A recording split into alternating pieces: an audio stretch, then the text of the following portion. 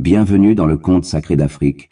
Voici une histoire mystique africaine, profondément enracinée dans les traditions orales des peuples d'Afrique de l'Ouest, où magie, mystère et sagesse s'entrelacent. La forêt des âmes étoilées. Dans un village reculé, niché au cœur de la savane, vivait une jeune fille appelée Naya. Depuis sa naissance, elle était marquée par une étrange particularité.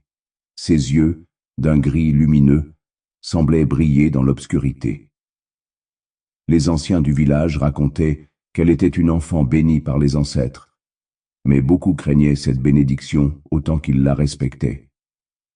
Un soir, alors que la pleine lune éclairait le ciel, une grande sécheresse s'abattit sur la région. Les rivières s'asséchèrent, et les champs ne donnaient plus leurs fruits. Les villageois implorèrent les esprits pour qu'ils envoient la pluie, mais leurs prières restaient sans réponse. Finalement, le chef du village convoqua Naya et lui dit « On raconte qu'au-delà de la forêt sacrée, là où personne n'ose s'aventurer, se trouve la source des âmes étoilées. C'est là que les anciens esprits dansent sous les étoiles pour garder l'équilibre du monde. On dit que seuls ceux qui possèdent des yeux comme les tiens peuvent les voir et leur parler. Tu es notre dernier espoir. » Avec courage, Naya accepta. Elle se prépara pour le voyage en emportant une petite calebasse d'eau et une amulette offerte par sa grand-mère, censée la protéger des esprits malveillants. Le voyage à travers la forêt. La forêt sacrée était dense, ses arbres centenaires semblaient toucher le ciel, et le chant des oiseaux se mêlait à des murmures mystérieux. Dès son entrée, Naya sentit une présence étrange. À chaque pas, elle apercevait des ombres danser à la périphérie de son regard, mais lorsqu'elle se retournait, il n'y avait rien. Au bout de plusieurs heures, elle rencontra un vieil homme qui portait une cape tissée de feuilles et de plumes. Il se tenait au milieu du chemin, un sourire énigmatique sur le visage. « Que cherches-tu, jeune étoile ?» demanda-t-il d'une voix grave. « Je cherche la source des âmes étoilées pour sauver mon village, » répondit Naya. Le vieil homme hocha la tête. « Tu devras passer 3 épreuves pour y parvenir. La première, traverse la rivière sans fin.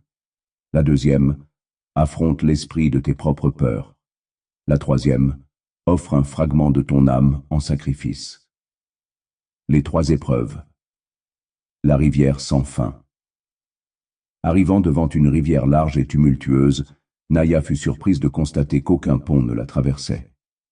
Elle ferma les yeux et écouta.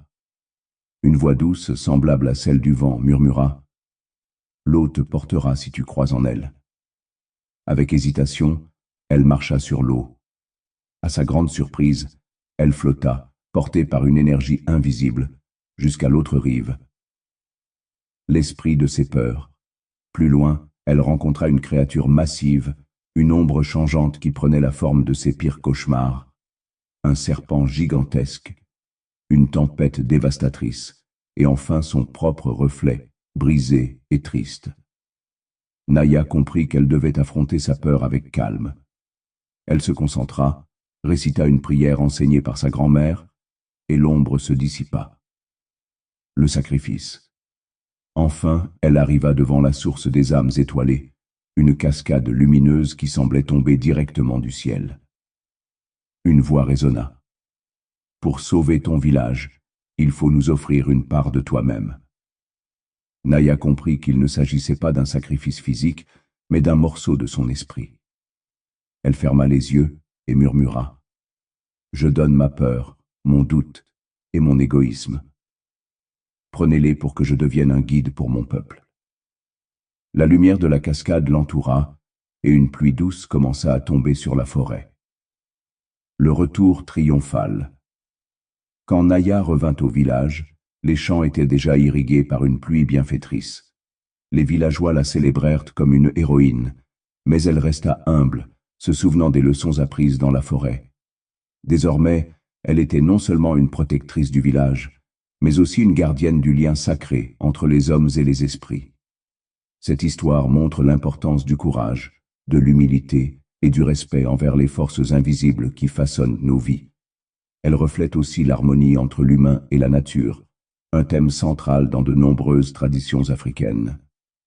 Qu'en penses-tu? Laissez un commentaire, ça nous fait plaisir de vous faire part de cette histoire. Abonnez-vous pour ne rien louper, merci.